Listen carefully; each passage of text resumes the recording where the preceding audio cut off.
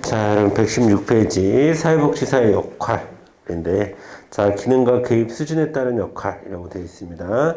자, 기능 수준에 따른 역할로는 상담, 자원관리, 교육 이렇게 세 가지로 나눴고요. 그다음 미시, 중범위, 거시, 전문가 이렇게 나눴는데, 미시 옆에다가 여러분 개인이라고 써주세요. 개인. 그다음에 개인 차원. 그다음에 중범위는 조직, 기관, 조직 또는 기관. 거시는 지역. 자, 그렇게 밀리는 구분을 했다라는 건데, 더 중요한 것은 거기 나와 있는 조력자가 무엇이고 중개자가 무엇이고 요것들을 우리가 정리를 좀 해야 됩니다. 그래서 하나하나 보도록 하겠습니다. 제목은 사회복지사의 역할 잡아주시고, 자, 첫 번째 조력자에 대해서 보도록 할게요. 조력자. 자, 조력자 영어는, 자, 여러분 enable은 가능케 하다라는 뜻이에요. 그러면 enabler 그러면은 조력자라는 거다. 조력자. 자, 조력자의 핵심은 상담을 한다는 겁니다. 그래서 상담을 통해서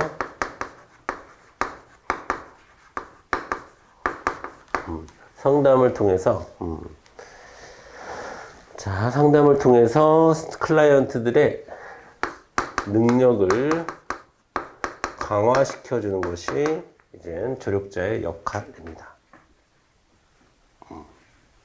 자, 여러분, 근데 여기서 제가 요거는 좀 미리 좀 말씀을 드릴게요. 능력 강화. 자, 여러분, 능력을 강화한다.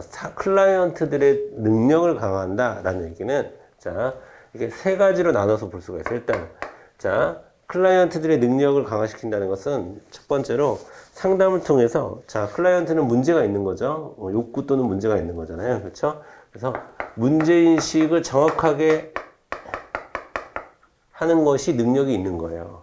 클라이언트 능력이 있는 거야. 자, 제가 지난 시간에 도박 중독 얘기했는데, 아우, 나는 뭐 재미삼아 도박을 매일 해. 막 카지노까지 다녀.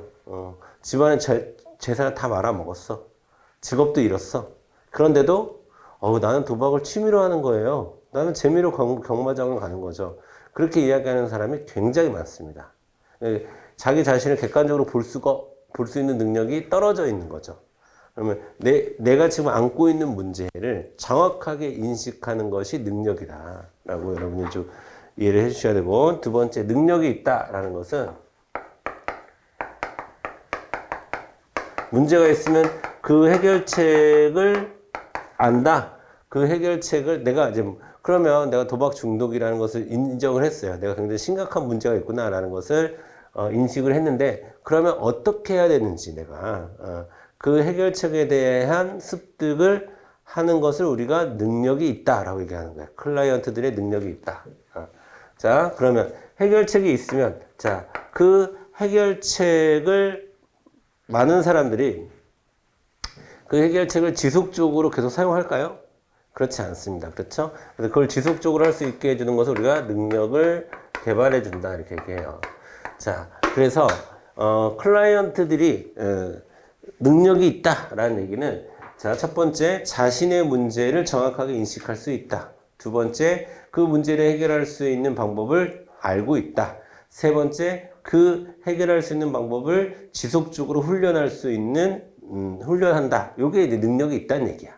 클라이언트들에게 능력이 있다는 얘기고, 그런 능력을 만들어주는 게 사회복지사의 역할이다 라고 하면, 그때 사회복지사는 조력자로서 역할을 한다 이렇게 얘기를 하는 거예요. 자, 그 다음에 중개자로서의 역할을 하게 됩니다. 중개자. 자, 중개자는 자, 우리가 브로커라고 부르죠. 브로커. 그 다음에 다른 말로 이거는 연결자 이렇게 얘기하기도 합니다. 연결자.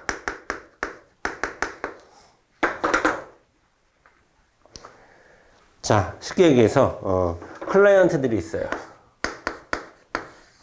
자, 이 클라이언트는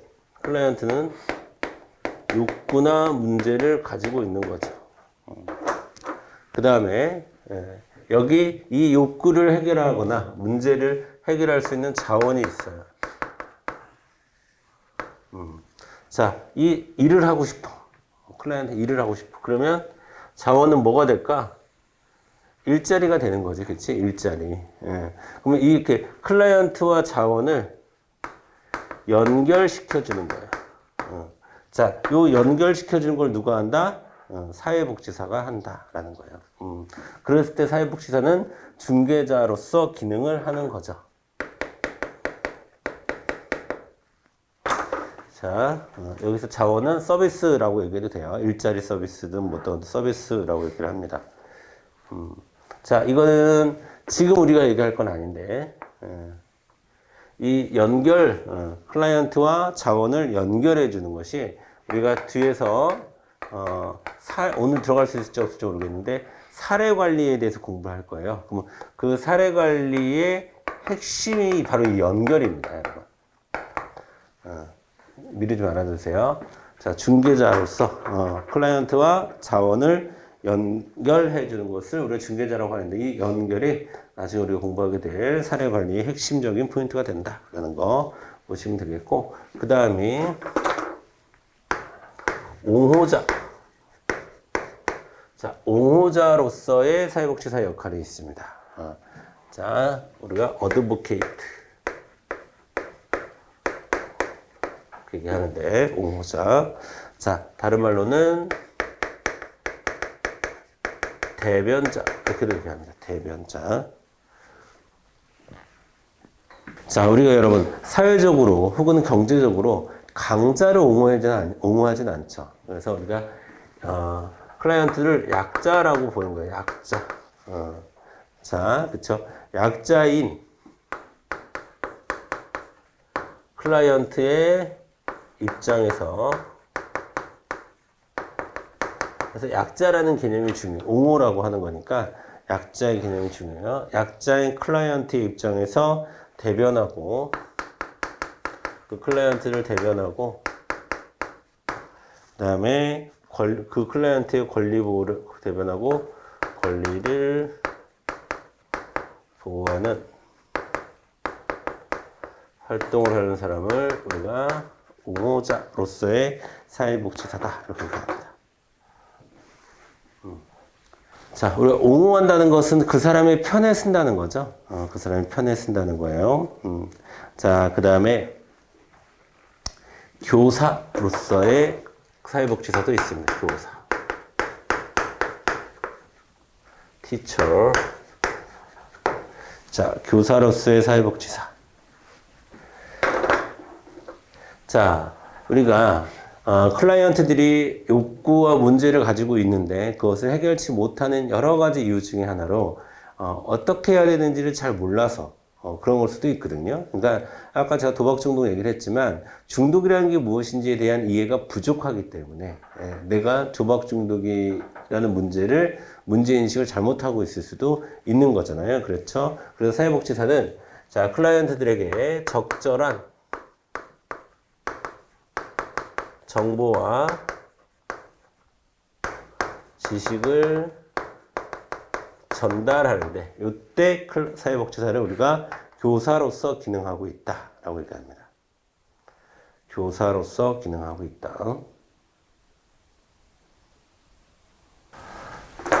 그 다음에 중재자, 중개자가 아니라 중재자. 자, 미디에이터라고 부르는데, 미디에이터. 자, 중재자라는 겁니다. 그리고 다른 말로 조정자라고 부릅니다. 조정자.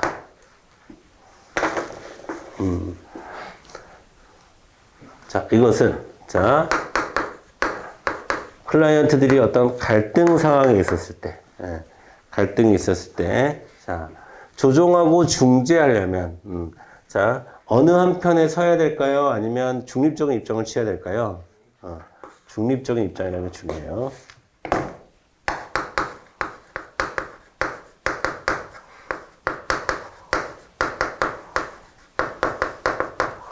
중립적 입장에서 중재하는.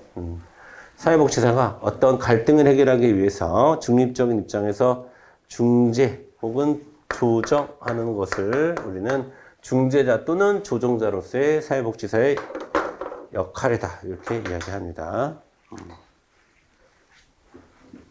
자, 그 다음에 조정자로서의 역할도 있습니다. 조정자. 자, 여러분 여기에서의 조정하고 여기서의 조정하고는 다른 말이야. 여기는 갈등을 조정한다 라고 할 때의 조정이고, 여기에서의 조정자는 우리가 이렇게 불러요. 코디네이터라고 부릅니다. 코디네이터.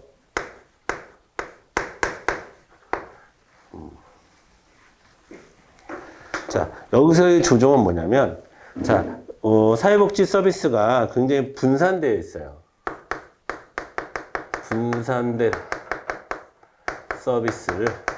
분산된 서비스들이 중복되지 않게, 또는 서로 부딪히지 않게, 중복 마찰 들의 중복 마찰을 조정할 때의 역할을 하는 겁니다. 자, 예를 들면 아까 제가 도박 중독 말씀드렸었는데, 도박 중독 관련해서 이 사람이 병원도 다니고 아니면 센터도 다니고 아니면 주민센터에 도움을 받기도 하고 여러 사회 서비스를 이용해요. 분산되어 있습니다. 이런 것들이 다. 이게 다 분산되어 있는데, 이걸 누군가가 이걸 조정해 주지 않으면 각기 다른 처방을 내릴 수 있잖아요. 그렇죠? 그럼 이것을 조정하는 역할을 해야 되는데, 그때 사회복지사를 조정자로서의 역할을 한다라고 얘기를 하는 거야. 자, 그 다음에 행동가로서의 역할을 하게 됩니다. 행동가.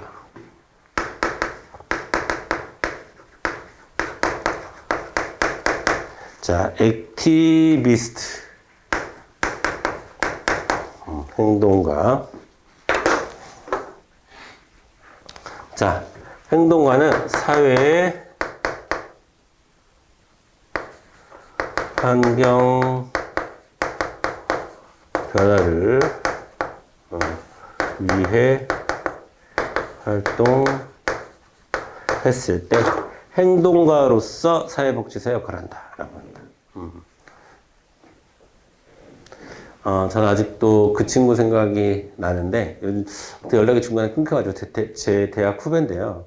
그 친구는 이제 장애인 운동에 좀 관심이 되게 많았었어요. 그래서 실은 이제 그 친구의 동생이 좀 장애가 있었나 그랬을 겁니다. 그래서 그 친구가 장애인 활동에 관심이 많았었고, 그래서 그 친구가 형 나 사회복지학 공부하고 싶어요 막 그랬었어요. 그래가지고 제 동아리 후배였나 아마 그랬을 것 같은데, 근데 그 친구는 그리고 내가 맨날 걔물어보래. 야, 너 사회복지사 한다면서 맨날 대모만 다녀. 걔는 그때 장애인 90년대 후반에, 90년대 후반, 2000년대 초반에 장애인 이동권 관련한 투쟁이 굉장히 심했었습니다. 그래서 이제 장애인 이동권을 확보해라라고 하는 운동이 사회적으로 굉장히 크게 벌어져 있었어요. 근데 그 친구가 그 현장에 거의 이제 중심적인 역할을 했던 그 친구인데, 그러니까 그 친구는 사회복지사인데 이 행동가의 역할을 주로 했던 사회복지사였던 거지. 제가 이제 봤을 때. 가끔 그 친구 만나면 맨날 나는 그 친구 사회복지사 한다길래 종합사회복지관 같은 데 들어가거나 그런 걸 할 줄 알았는데 맨날 대모만 하러 다니더라고. 그 장애인분들하고 같이 대모만 하러 다니는데, 그런 게 이제 행동가로서였는데, 여러분 이것과 이걸 약간 구별하셔야 돼요. 옹호자는 클라이언트 입장에서 클라이언트의 얘기를 조금 하는 것은 약간 미시적인 개념이에요. 옹호자는. 그쵸? 행동가는 뭐냐면 그 클라이언트들의 입장을 대변하는 게 아니라 이 클라이언트들의 이해를 위해서 사회 자체를 바꾸려고 하는 사람이 행동가인 거야. 좀 더 거시적인 관점인 거죠. 그래서 자, 솔직히 좀 비슷한 일을 해요. 행동가하고 옹호자하고. 자, 그런데 이거는 옹호자는 미시적 개념이다. 개별 클라이언트에 집중해 있는 개념이고, 이거는 자, 거시적 개념이다. 응호자로 구분을 하셔야 돼요. 그래서 시험에 잘 나옵니다. 응호자와 행동가를 딱 섞어서 문제를 내면 여러분들 그렇게 미시와 거시로 구분을 해 주셔야 돼요. 아시겠죠? 자, 이거는 이제 우리 책에 있는 밀리의 구분법에 의해서도 그렇게 구분이 되는 거예요. 자, 그 다음에 협상가라는 게 있습니다. 협상가. 여러분 여기다 쓸게요. 보이시죠? 협상가.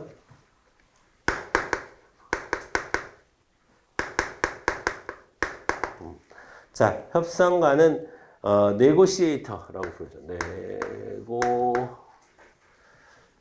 네고시에이터.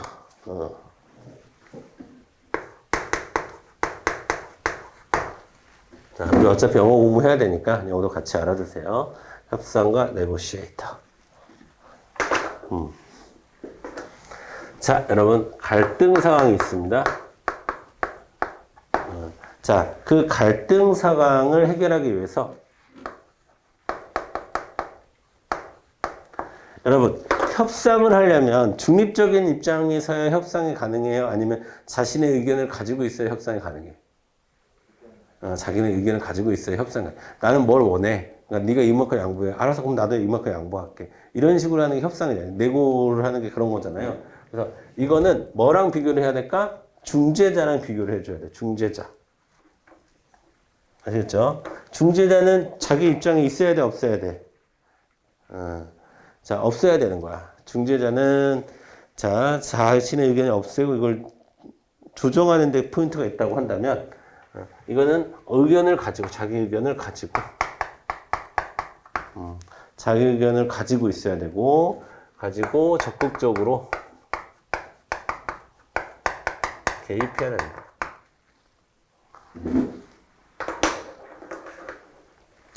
그 다음에 여러분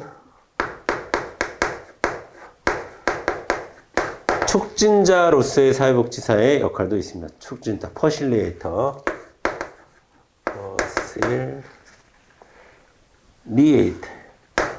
퍼실리테이터.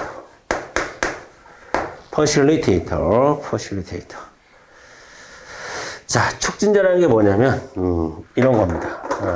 예를 들어서 아까 도박 중독 얘기 계속 했으니까 자, 도박 중독을 해결하기 위해서는 같은 도박 중독자의 사람들과 같이 만나서 이야기 나누는 것이 이것을 극복하는 데 굉장히 좋은 방법이다. 라는 연구 결과가 만약에 있어요. 그러면 나는 사회복지사로서 A라는 사람, B라는 사람, C라는 사람 또 거기에다가 나 같은 사회복지사 혹은 그거를 뭐 완전히 극복한 사람 혹은 뭐 지금 그 좀 초창기에 있는 사람 등등 여러 인프라가 있을 거 아니겠습니까? 그런 사람들을 사람들과 상호작용을 촉진하고 그다음에 각각의 정보 교환 그다음에 연결망 강화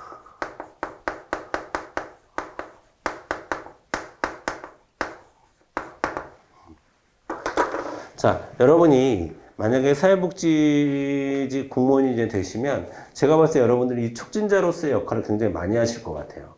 왜냐하면 우리가 보통 지역사회에 있는 자원들을 활용을 많이 해야 되거든요. 그러면 지역사회 여러 사회복지 기관과 여러 전문가들이 있을 거 아니겠습니까? 근데 그 전문가들이 서로 서로 상호작용할 수 있도록 예를 들면 판을 만들어주는 거죠, 여러분들이. 무슨 오늘 동사무소에 한번 모여서 우리 같이 저녁 식사 한번 할까요? 회의 한번 할까요? 이러면서 하고 서로 그쪽은 그래요? 우리 쪽은 그런데 뭐 이러면서 서로 정보 교환할 수 있도록 해주고 그 다음에 서로 이제 연결을 서로 도움을 주고받을 수 있도록 그렇게 무언가 사람의 몸에 피가 돌듯이 뭔가 순환될 수 있도록 해주는 것이 촉진자의 역할입니다. 서비스가 할 수 있도록. 자, 현장 계획과 정도만 더 볼까요? 현장 계획과.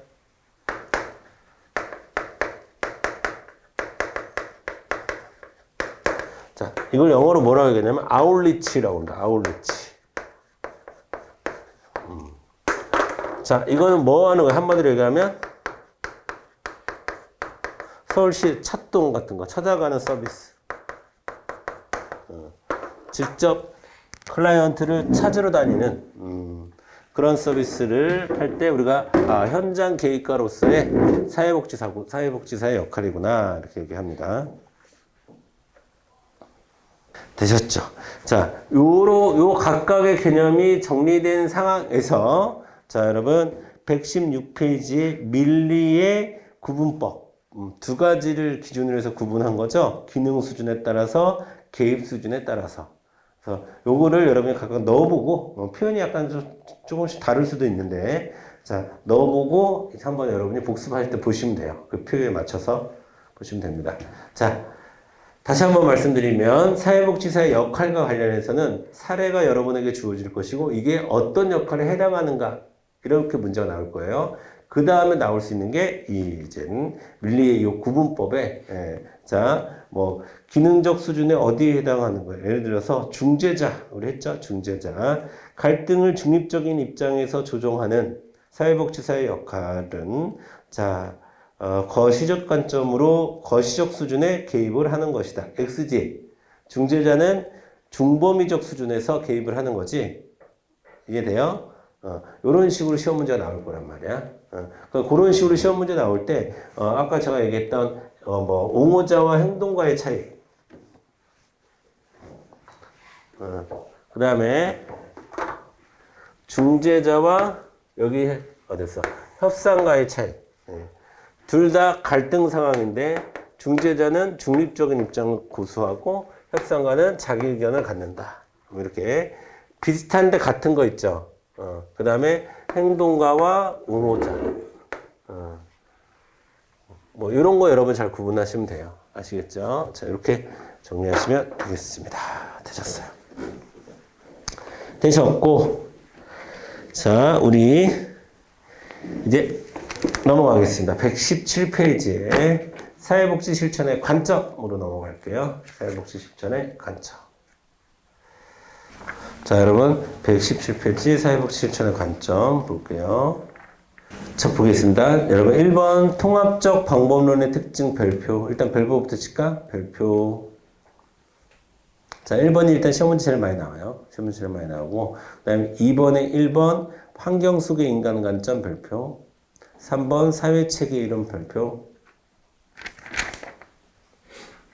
그 다음에 118페이지 넘기셔서 4체계 모델과 6체계 모델 별표. 되셨어요? 자, 이제 다시 돌아오겠습니다. 자, 1번부터 볼게요. 이거는 여러분, 관점 같은 경우에는 여러분이 잘 읽고 잘 이해하고 이게 통합적 방법론이구나 라고 이해하고 여러분이 받아들이면 되는 거지 뭔가 암기하고 막 이럴 건 아니에요. 그러니까 이해를 중심으로 여러분이 하시면 되겠습니다. 자 먼저 보겠습니다. 1번부터 볼게요. 사회복지사가 개인, 집단, 지역사회를 대상으로 사회복지 실천을 할 때 본질적인 개입활동이나 개념에 공통적 기반이 있다고 보는 접근 방법이다. 자 여기서 중요한 거 공통적 기반. 자, 그 옆에 여러분 방법의 통합화라고 써 있어요. 방법의 통합화. 다시 얘기하면 사회복지사가 어떤 활동을 하든 뭐 장애인 복지를 하든 그렇죠? 뭐 아동 복지를 하든 노인 복지를 하든 어떤 복지를 하든 공통된 기반이 있다고 보는 거예요. 아시겠죠? 자, 여러분, 우리도 지금 종합사회복지관 같은 게 있죠. 종합사회복지관 같은 게 왜 있겠어요? 이런 뭘 하든 공통된 기반이 있다라고 하는 전제가 깔려 있어야 그런 종합적인 서비스의 제공이 가능한 거겠지. 그렇죠? 자, 그래서 굉장히 중요한 이제 그 접근이 일어난 거예요. 공통된 기반이 있다. 그 다음에 두 번째, 자 통합적 방법론의 특징은 인간 중심의 접근 방법과 자 정신분석학에 기초한 것이 대부분 인간 중심이죠. 그렇죠? 그 다음에 환경 중심의 접근 방법, 행동주의적인 관점이 거의 다 외부 환경에 어떻게 반응하느냐의 문제 아니겠습니까? 자 인간 중심이라고 하는 것은 그 사람의 무의식에 무엇이 있느냐 이게 중심인 거고, 그치? 자 그러면 인간 중심의 접근 방법과 환경 중심 접근 방법이 있는데, 즉 인간이냐 환경이냐 이 두 가지 노선이었다고. 이 통합적 방법론이 나오기 전에는 그럼 둘 중에 하나를 선택해야 되는데, 자 이 통합적 방법론은 뭐냐면 둘 중에 하나를 선택할 문제가 아니라 클라이언트의 문제를 해결하기 위해서는 밑줄 볼게요. 인간과 환경 간의 적응적인 부분에 개입하고자 한다라고 되어 있습니다. 자, 그 얘기를 다른 말로 얘기하면 밑에도 있지만 환경 속의 인간으로서 이해를 한다는 거예요. 인간 따로 환경 따로 보지 않고 환경 안에 있는 인간을 보는 것이 사회복지 실천이다 라는 이제 주장을 하게 된 겁니다. 아시겠죠? 자, 거기다가 여러분은 인간과 환경의 상호작용이라고 써주세요. 여러분, 거기 인간과 환경 간의 적응적인 부분의 개입, 이 말이 좀 어려운데, 말이 좀 한마디로 얘기하면 인간과 환경의 상호작용에 초점을 두겠다라는 거야. 아시겠지? 인간에만 혹은 환경에만 초점을 두는 것이 아니라 인간과 환경의 상호작용에 초점을 두겠다라는 겁니다. 자, 그런 의미에서 통합적인 방법론은 생태체계적 관점이라고 부릅니다. 생태체계적 관점.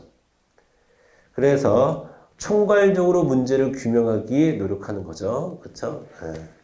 자, 여러분 이해되셨으리라 생각이 듭니다. 자, 그래서 통합적 방법의 주요 이론 볼게요. 첫 번째, 환경 속의 인간 보겠습니다. 자, 네. 다 설명하긴 했는데, 첫 번째 줄 후단에, 개인과 환경, 여기서 개인은 인간을 얘기하는 거겠죠. 개인과 환경 모두에게 두는 것을 의미한다. 자, 그 다음에 2번. 자, 예, 개인과 환경의 상호작용 밑줄 긋고. 자, 그러면 사회복지사는 인간을 바꾸기 위해서 노력해야 돼요? 환경을 바꾸기 위해서 노력해야 돼요? 자, 여러분 통합적 접근에 의하면 사회복지사는 뭐 하는 사람이야? 인간을 바꿔야 돼? 환경을 바꿔야 돼? 그러니까 통합적 방법론은 이런 주장을 하는 거야. 사회복지사는 인간을 바꿔야 되는 것도 아니고 환경을 바꿔야 되는 것도 아니고 애초에 상호작용을 하고 있는 인간과 환경의 상호작용을 촉진시키고 원활하게 하는 것이 사회복지사의 역할이다 이렇게 보는 겁니다. 아시겠죠? 그러니까 노동 능력이 없는 사람이 노동 능력을 가지고, 그러니까 노동 능력이 있는 사람이 여러분 노동 능력이 없어. 그럼 사회 문제죠? 그럼 노동 능력이 없는 사람에게 이 일을 하려면 그 사람의 노동 능력을 키워줘야 돼요? 아니면 그 사람에게 일자리를 제공해야 돼요? 그렇죠. 그 둘의 노동 능력이 상승되고 혹은 일자리가 그 사람에게 주어지는 이 상호작용을 促진하는 것이 사회복지사의 역할이라고 하는 거야. 그런 게 지금 우리가 하고 있는 사회적 기업이나 자활이나 이런 서비스가 되는 거겠지. 이해되시죠? 자, 그 다음에 일반 체계 이론으로 넘어올게요. 일반 체계 이론. 자, 일반 체계 이론은 여러분 그냥 두 번째 줄 후단부터 밑줄 그어주시면 될 것 같아요. 통제 수단 간의 상호작용을 설명하는 이론을 우리가 일반 체계 이론이다 라고 부르고, 그러면 3번의 사회 체계 이론의 별표. 자, 사회 체계 이론. 자, 사회 체계 이론. 자, 사회 체계 이론은 인간을 사회 체계의 일부분으로 본다. 당연히 환경 속의 인간의 관점을 얘기하는 거고요.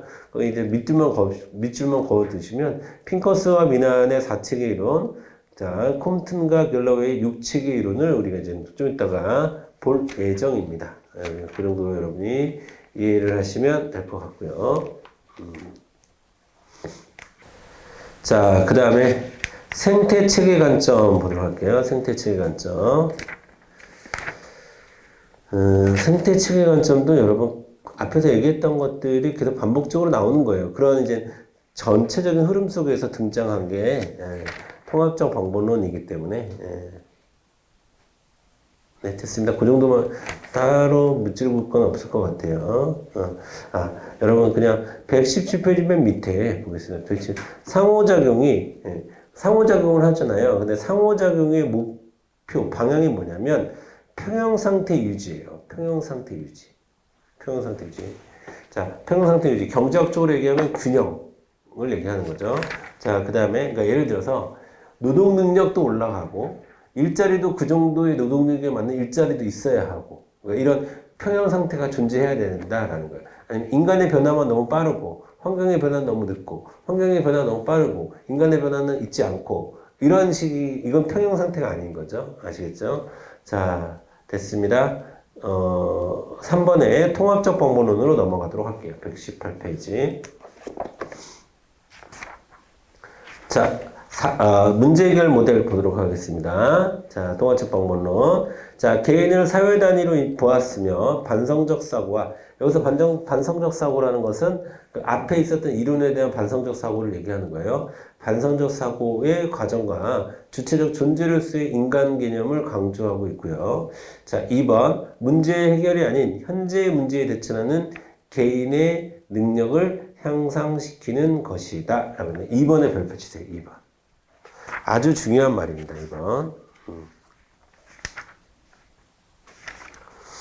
자, 2번에서 뭐라고 얘기하고 있냐면, 자, 여기서 문제 해결이 아닌이라는 얘기는 문제 해결을 위해 노력하지 않는다는 게 아니야. 그러니까 문제를 완전히, 그러니까 예를 들면 도박 중독을 얘기를 하면 도박을 완전히 끊게 하는 것이, 이제 목표가 끊게 해야 되겠지만, 근데 지금 이 통합적 방법으로는 완전히 끊게 하는 게 중요한 게 아니라 현재에 지금 그 사람이 닥쳐있는 문제들을, 그러니까 오늘 하루를 어떻게 도박을 안 하고 정상적인 사회생활을 할 것인가에 초점을 두고 접근을 하겠다라는 거예요.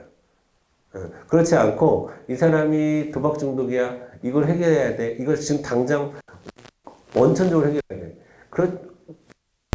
여러분, 이 사람이 10년 후에 하게 될지, 1년 후에 도박을 다시 하게 될지, 한 달 후에 하게 될지, 그걸 어떻게 합니까? 어떻게 장담하고, 얘를 칩을 끼워 넣을 거야? 아니면 어떻게 할 거야?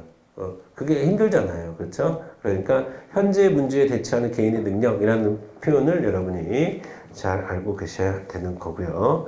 자, 그 다음에 이제, 박스에 4책의 모델과, 6책의 모델에 대해서 공부하도록 하겠습니다. 자, 여러분 이거 잠깐 끊었다 갈게요. 내용이 좀 많아요. 이거 끊고 뒤로 자꾸 연결할 수 있게 이거 잠깐 끊었다 가겠습니다. 잠깐 좀 빨리 쉬겠습니다.